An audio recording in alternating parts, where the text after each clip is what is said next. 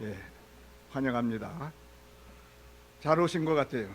제가 정 목사님은 확실히 말할 수 있습니다. 복음이 확실하다고. 이분이 가진 복음은 확실합니다.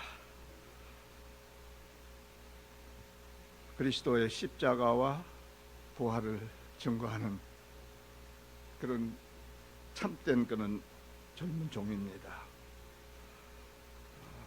제가 늘 관심을 이렇게 갖게 되죠. 제가 남쪽 나라에서 추운 데로 오니까 금방 감기가 들었습니다. 우리 공항에서 픽업한 우리 집사님이 저에게 선물로 준 게 감기.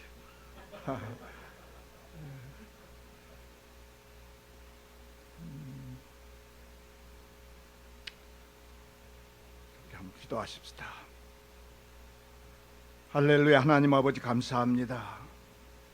부족하고 연약한 종, 어린 종이 오늘도 주님의 몸된 귀한 전에 섰습니다. 하나님께서 이 시간 성령으로 역사하여 주셔서 저의 말이 아닌 하나님의 말씀을 증거하기에 부족함이 없도록 성령 충만함으로 임하게 하여 주시옵시기를 원합니다. 하나님 아버지, 오늘 들려지는 말씀이 영혼을 변화시키는 말씀이 되게 하여 주시옵소서. 이 시간을 축복해 주시고 이 시간에 들려지는 복음의 말씀들이 우리의 혼과 영과 골수를 쪼개는 말씀이 되게 하여 주시옵소서. 예수님의 이름으로 기도합니다. 아멘.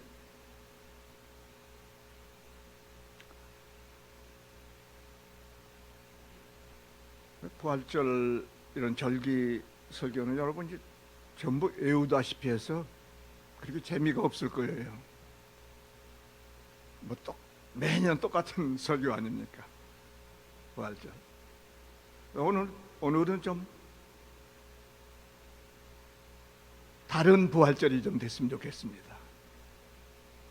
우리가 겪는 그런 겪어온 부활절이 아니라 새로운 그런 부활절이 됐으면 좋겠습니다. 오늘 6절에 보니까 여기 계시지 않고 살아나셨느니라. 무덤을 지키던 천사들이 이 무덤을 찾아온 그 여인들에게 한 말씀입니다. 여기 계시지 않고 살아나셨느니라. 여러분, 예수님께서는 살아나셨습니다. 우리도 살아날 것입니다. 우리의 사명은, 교회의 사명은 살리는 것입니다. 그렇기 때문에 성도들도 사람을 살리지 않는다면은 주의 일꾼들은 아니에요. 성도는 아니다 이 말이에요. 성도는 사람을 살려야 됩니다. 내가 비유에 안 맞는 사람, 내가 보기 싫은 사람, 그것은 나의 문제입니다. 우리는 반드시 이 한 가지는 기억해 주시기. 우리는 생명을 살리는 사람이다.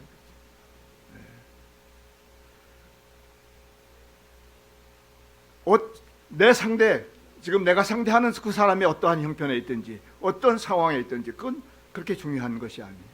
그러나 반드시 내 사명은 사람을 살려야 된다는 것입니다. 하나님은 예수 그리스도를 장사한 지 사흘 만에 무덤에서 살리셔서 부활의 첫 열매가 되게 하셨다고 고린도전서 15장 20절에 그렇게 말씀합니다. 첫 열매가 되셨다. 그러니까 우리는 두 번째, 세 번째, 천 번째, 만 번째 열매가 될 것입니다. 믿습니까? 예. 예수님의 부활은 오늘 성경 말씀에서 읽은 것처럼 빈 무덤을 남겼습니다.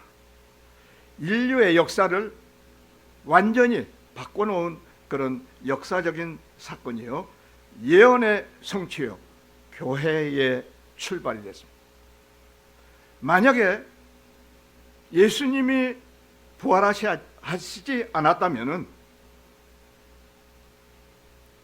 우리는 가장 불쌍한 사람이 되었을 것입니다. 아니, 이 좋은 날에 왜 이런 좁은 교회 안에서 이 예배를 드려야 됩니까?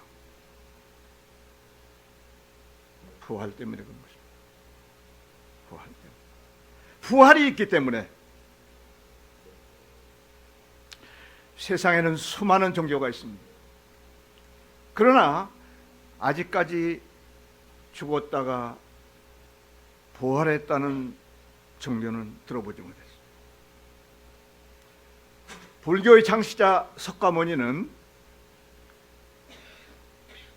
해탈이라는 그런 방법으로 자기를 좀 영생하는 그런 사람으로 한번 바꿔보려고 했지만은 죽음을 극복하지 못했어요. 또 이슬람교의 창시자 마호멧도 서기 632년에 죽었습니다. 그렇지만 아직도 살아났다는 소식은 없어요.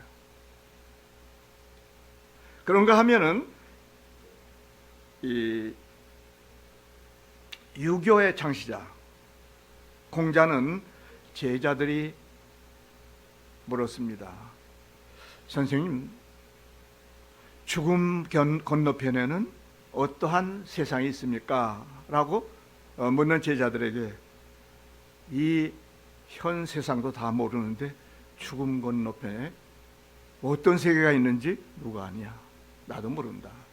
예. 아주 정직한 사람이죠. 죽음 건너편에 무슨 세상이 전개되어 있는지 누가 압니까? 모르죠.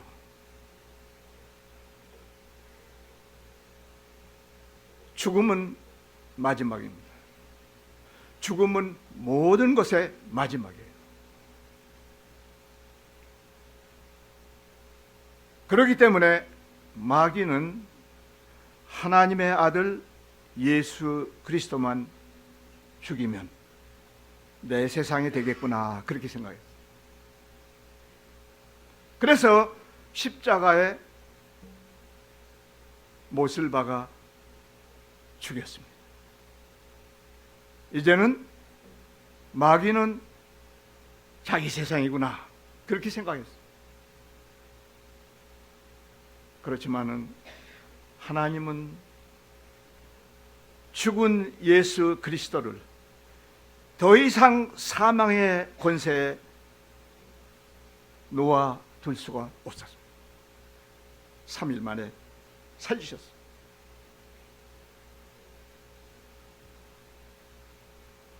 본문에는 이 부활의 아주 기쁜 새 아침에 아주 슬픈 소식을 전하고 있습니다. 이렇게 하나님이 예수 그리스도를 죽은 자 가운데서 살린 이 부활의 새 아침에 슬픈 소식을 전하고 있습니다.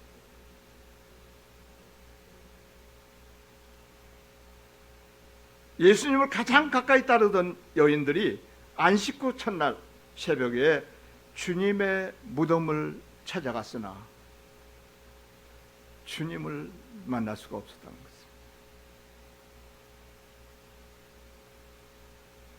그랬더니 근심까지 했어. 근심까지 했어.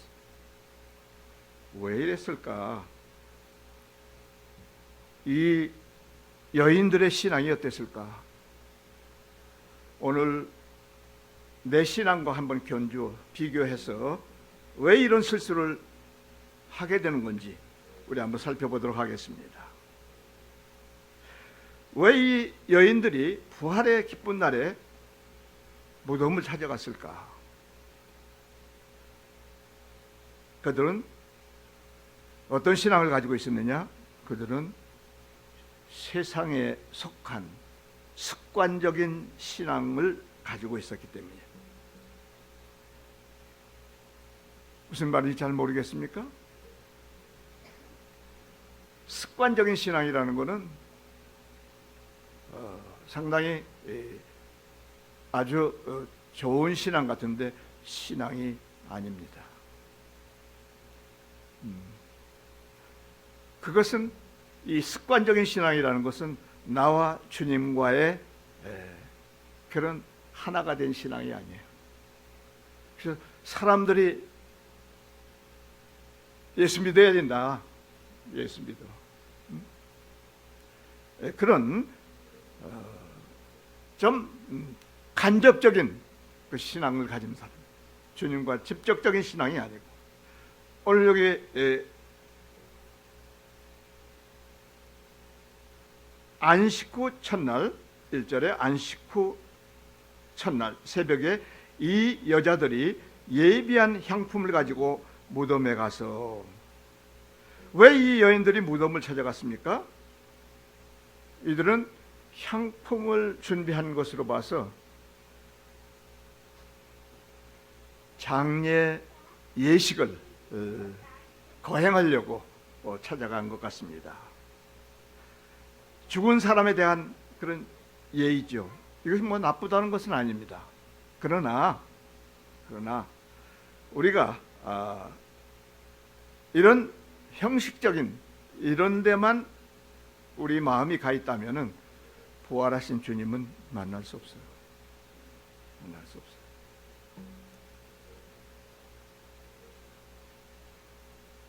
이들이 주님의 시체를 보지 못하고 근심하고 있다는 이런 슬픈 소식입니다. 그들이 왜 근심했습니까? 시체가 없기 때문이죠. 주님의 시체가 없기 때문에. 주님의 시체가 있어야 가서 향료도 뿌리고 또 염도 좀 아름답게 그렇게 할 텐데 시체가 없는 겁니다.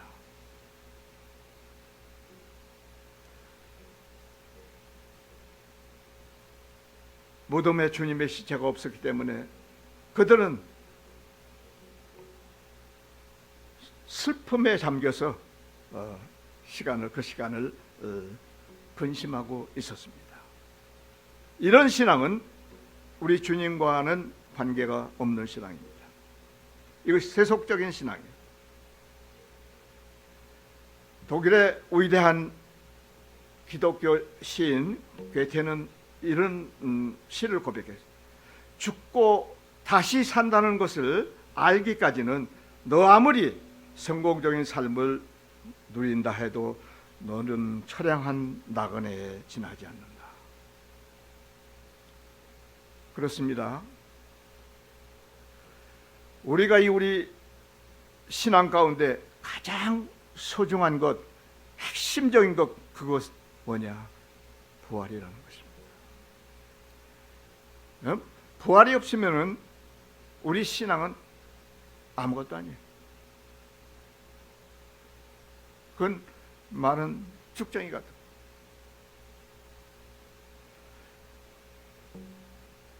우리 안에 반대로 부활의 신앙이 있다면은 우리는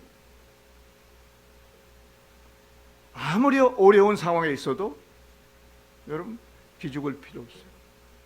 기죽을 필요 없어요. 아무리 어려운 그런 상황이 닥쳐와도 여러분 염려하지 마세요. 우리 주님은 우리를 사랑하셔서 우리와 함께 하시고 우리를 넉넉히 모든 어려움에서 이기게 해주실 것입니다. 이게 부활신앙이에요. 부활신앙은 쓰러지지 않습니다. 자빠지면 또 일어나고, 자빠지면 또 일어나고.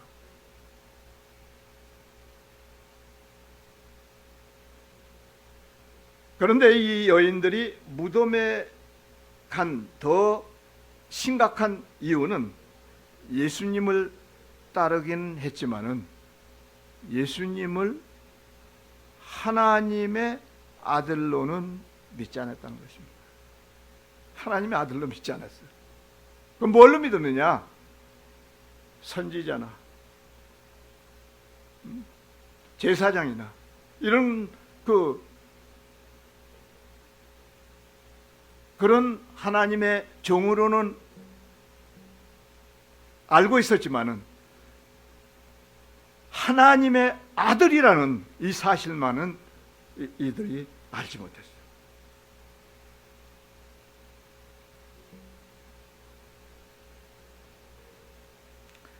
그들의 신앙은 현세에만 머물러 있었다는 것이죠. 현세. 이 세상에만 머물러 있어요. 죽음과 삶의 그 건너편에는 이분들이 관심도 없었어요. 예수님을 따라다니면서 예수님 베푸는 권능과 기적과 모든 것, 표적 다 체험들 했지만은 하나님의 아들이라는 이 생각은 전혀 잊어먹었던 것 같습니다.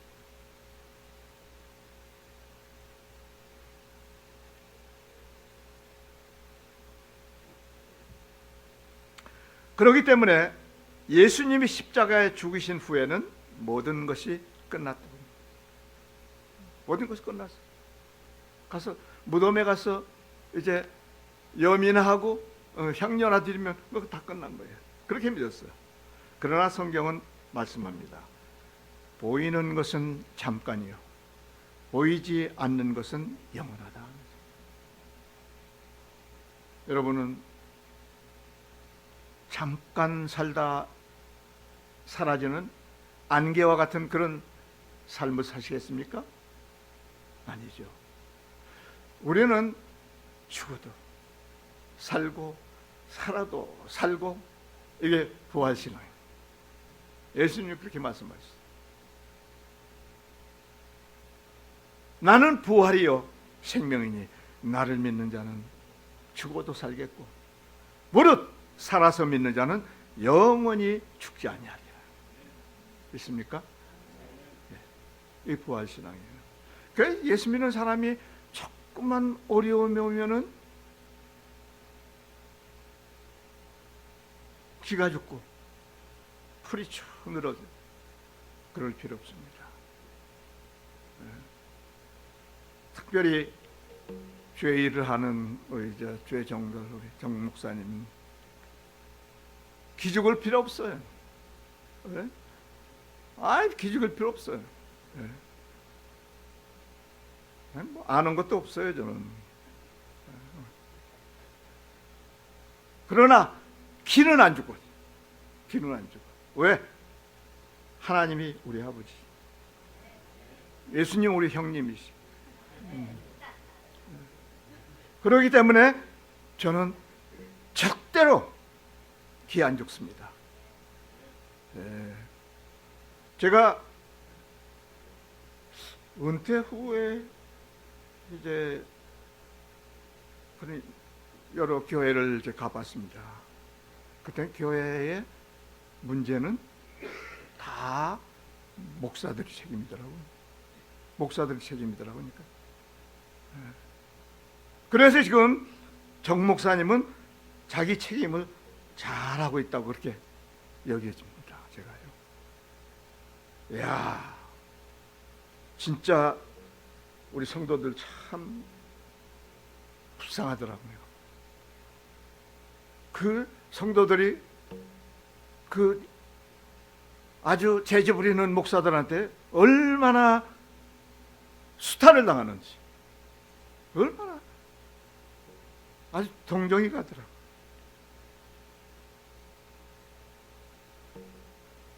우리 정 목사님 참 믿을 만한 사람이에요.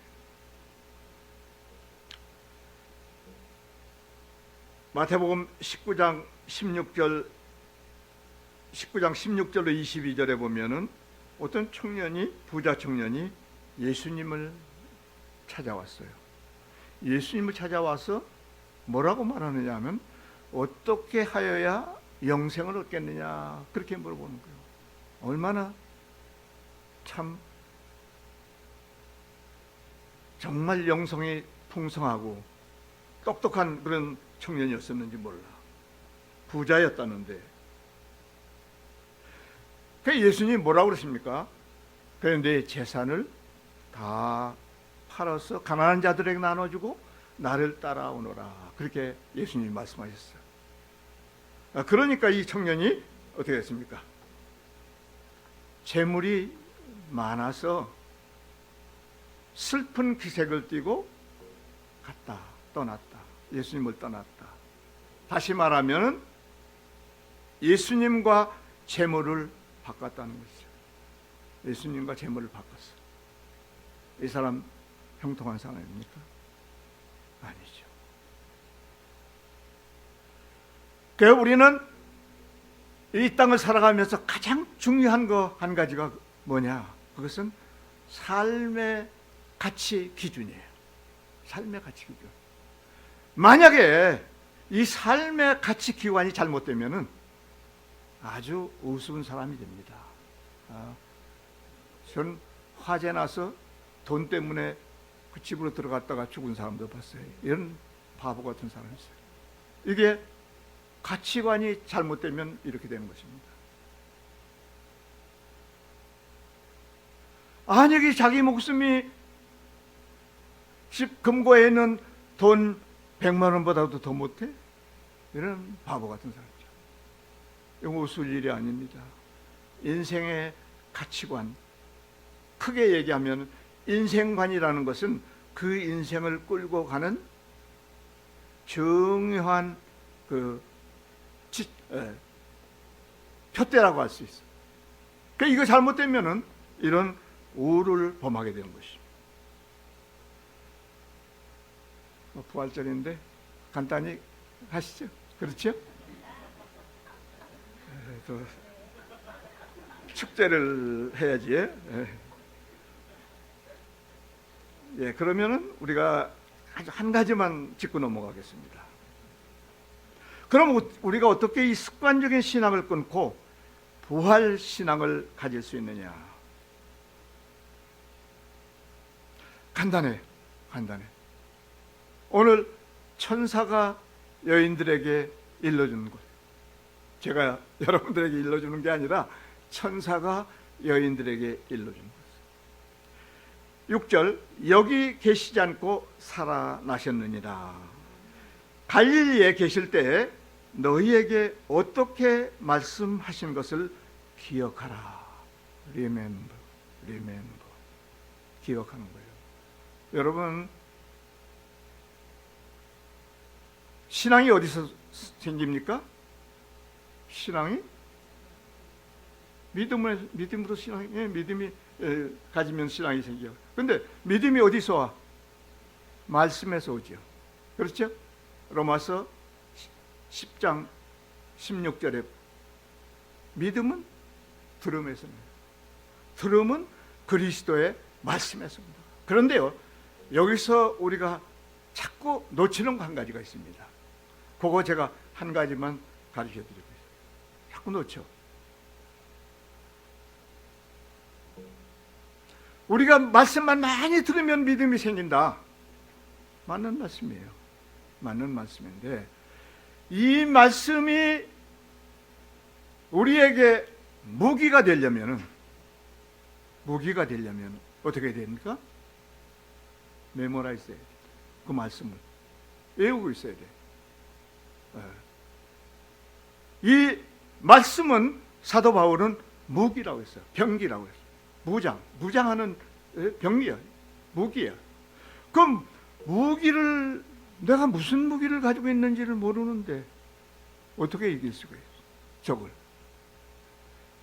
그래서 오늘 이 천사가 야, 예수님께서 그렇게 많이 여러 번 말씀해 주신 그 말씀, 그걸 기억하라는 것이에요. 여러분, 예수님이 가장 강조하신 말씀이 뭔지 아세요?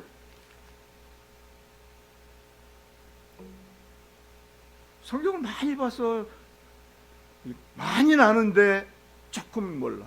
아주 컨센트레이션한 거, 엑기스, 그거는 잘 모른다. 예수님이 가장 키포인트로 말씀하신 것은 자기의 죽음과 부활입니다. 장사와 부활이에요. 이게 예수님이 증거하신 복음의 축소판이에요. 나는 죽는다. 나는 죽어. 나는 내가 죽어야 된다. 왜? 내가 죽지 않냐면 우리 죄인들은 그대로 죄인 그대로 있는 것이죠. 그렇기 때문에 예수님의 이 땅에 오신 목적은 죽으러 온 거예요. 죽으러 왔어요. 죽고 끝나면 그만하냐. 그러니까 다시 살아야 되죠. 부활입니다. 그래서 이 죽음과 부활, 이 복음의 핵심은 우리가 늘 기억하고 있어야 됩니다. 예수님이 십자가에 돌아가셨다. 다시 살아날 것이다. 이런 신앙, 그것을 우리가 꼭 가져야 됩니다. 이 천사들이 뭐라고 책망을 합니까? 여자들한테 갈릴리에 계실 때 너에게 말씀하신 것을 기억하라 그랬어요. 갈릴리에 계실 때 계속해서 이 십자가를 증거해야 합니다. 근데 참 이게 잘 안 되는 것이 뭐냐 하면은 이 베드로 같은 사람도 이 십자가만 증거하면은 이게 딴짓하고 있어요. 아니 사도 중에 아주 어떤 사도가 이런 멍청이 짓을 하고 있는 거죠. 그거 안 된다는 거예요. 예수님 죽으면 안 됩니다. 그러니까 뭐라고 그랬습니까? 예수님께서 이 사탄아 물러가라. 예수님은 죽어야 우리가 삽니다. 죽어야. 미안하죠. 그러니까 늘 우리 이 신앙은 빚진 자들의 신앙을 가져야 돼요. 빚진 자들이에요. 우리는 예수님께 빚진 자들입니다. 그런 신앙을 가져야 돼요.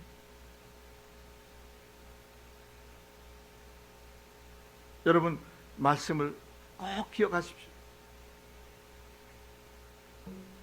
그렇기 때문에 시편 1편에 복 있는 사람이라는 것은 그 율법을 묵상하고 늘 그 말씀을 되풀이해서 그 말씀이 이 말씀인가, 이 말씀이 그 말씀인가 묵상하라는 겁니다. 그런 사람이 복 있는 사람이다 이 말이에요.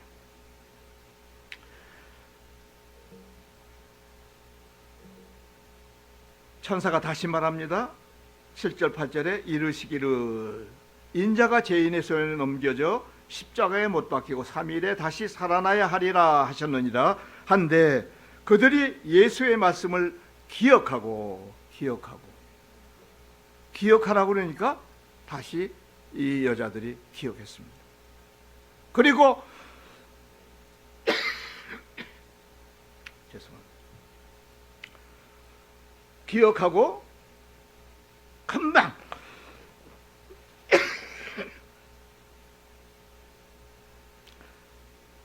누구한테 갔습니까? 제자들한테 갔어요. 이 제자들한테 가서 지금 무덤에 가서 된 일을 이야기한 거예요. 그랬더니 이 제자들이 반응이 어떻습니까? 아유, 이런 얼간이 같은 제자들. 이 제자들이 아예 까마득하게 잃어버렸어. 가장 그래도 수제자라고 하는 베드로가 이 여자들의 말을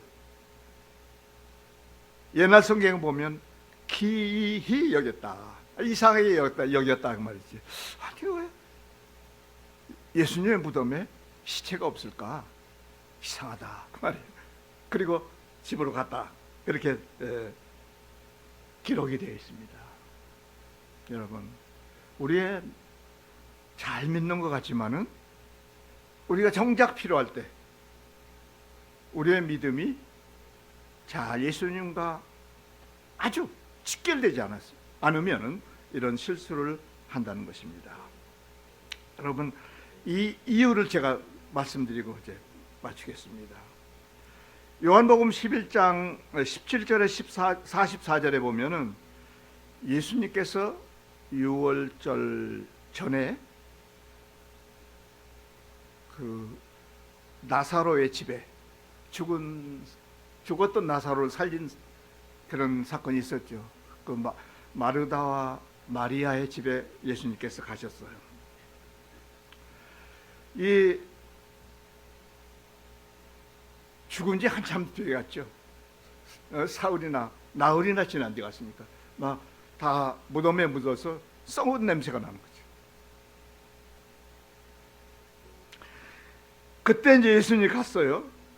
21절에 요한복음 11장 21절에 보니까 마르다가 예수께 여짜오되 주께서 여기 계셨더라면 내 오라버니가 죽지 아니하겠나이다. 예수님이 여기에 있었더라면 자기 오라버니 나사로는 안 죽었을 것이다. 그때 예수님께서 뭐라고 말씀하신다? 내 오라버니가 살아나리라, 그렇게 말씀을 하셨어요. 그랬더니 이 마르다가 또 뭐라고 얘기하느냐? 마지막 날 부활 때에는 다시 살아날 줄을 내가 아나이다. 그러니까 이 마르다의 신앙은 어떻습니까? 마르다의 신앙은 제가 몇 절 읽어드렸는데 마르다의 신앙은 어떤 신앙을 가지고 있어요?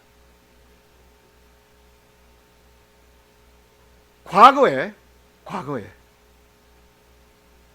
예수님이 죽은 사람 살리고 이러는 건 사건이 있었죠.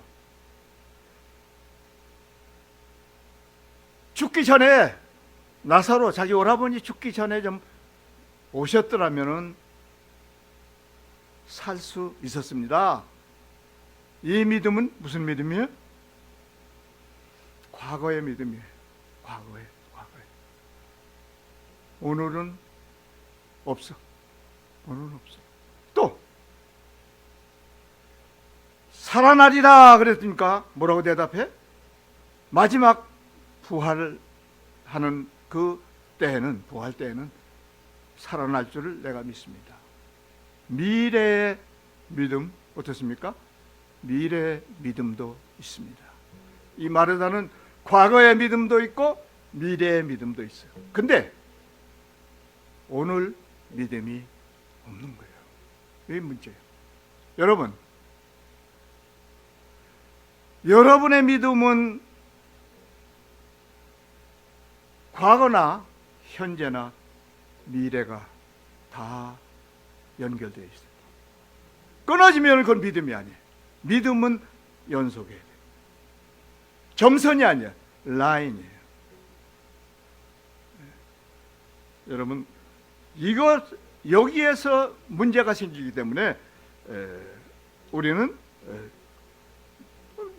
믿음 좋던 사람이 아니 꼭 망령 부리는 것 같아요. 어저께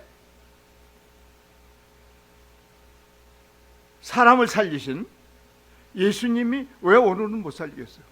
그렇잖아요. 아니 미래에 살리실 분이 왜 오늘은 못 살리겠냐? 오늘을 안 믿는 거다 이 말이에요. 여러분, 여러분의 믿음은 과거와 지금 미래, 이것을 다 연결시켜야 된다는 것입니다.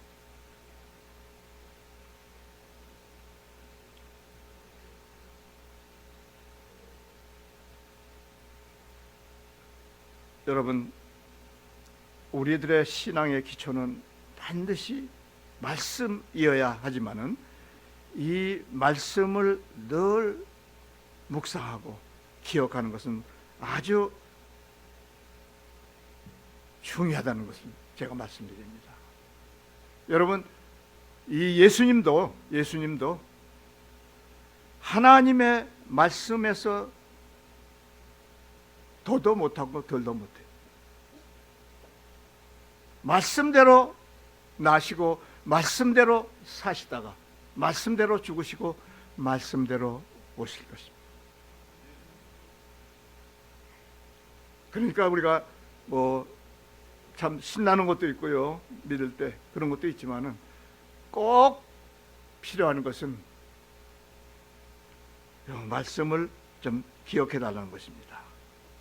이 성령의 사역 가운데서도요, 성령의 사역 여러 가지 있습니다. 능력도 행하고 방언도 주고 병도 고치고 다 합니다. 그러나 성령의 사역에서 가장 중요한 것은 예수 그리스도의 말씀을 생각나게 하는 것입니다. 말하자면 예수의 말씀을 기억나게 하는 것입니다. 사랑하는 성도 여러분, 오늘 부활절 다른 거 다 잊어버리십시오. 다 잊어버리십시오. 우리는 그냥 남이 따라하는 그런 신앙 말고 내가 주님을 한 발자국 한 발자국 따라가는 그런 복된 신앙을 가지기를 주의 이름으로 축원드립니다. 할렐루야. 하나님 아버지 감사합니다. 오늘 우리들에게 부활을 주신 하나님께 감사와 찬송과 영광을 돌립니다. 하나님 아버지, 우리 영광교회가 이제 주님의 부활을 들고 이 사크라멘토 땅 나가서는 이 북가주 지역을 아주 처음부터 끝까지 완전히 변화시키는 그런 귀한 복음의 사역의 번거지가 되게 하여 주시옵소서. 아멘. 이 교회를 축복하시고 성령으로 충만하게 해주셔서 세상 바라보지 않게 하시고 하나님만 바라보고 가는 놀라운 교회가 되게 하여 주시옵소서. 예수님의 이름으로 기도합니다. 아멘.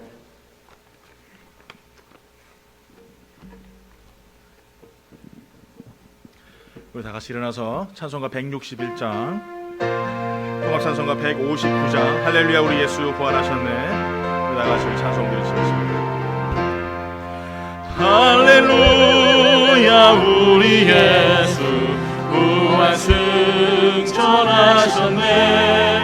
세상 사람 찬양하니 천사와 다 파도다, 우주의 부활하사 사망 권세 이겼네, 우주의 부활하사 사망 권세 이겼네, 할렐루야 우리 예수 왕의 왕이 되시고 우리들의 중보 대신 성령 증거하시네,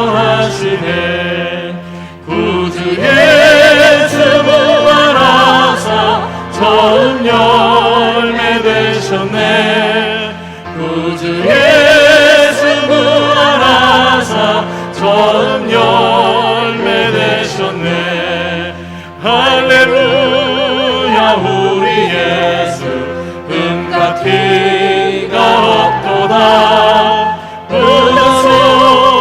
있는 죄인 주가 일으키시네, 구주 예수 부활하사 영광 주로 오시네, 구주 예수